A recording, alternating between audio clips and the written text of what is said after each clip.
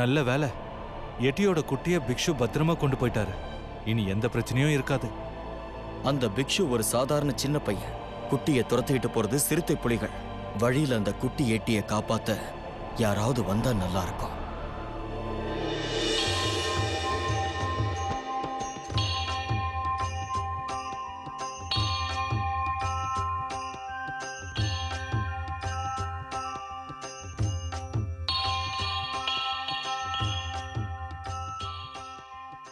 ரொம்ப நன்றி பண்டித் ஜி.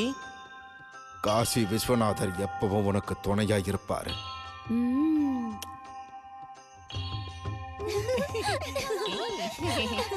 பனாரஸ்க்கு வந்து விஸ்வநாதரையும் நல்லபடியா தரிசனம் பண்ணியாச்சு.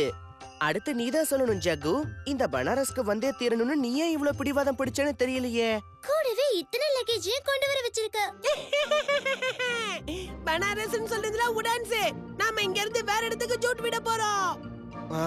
நாம எங்க போறோம் ஜக்கு? பீம் பீம் பீம் சீக்கிரமா வா.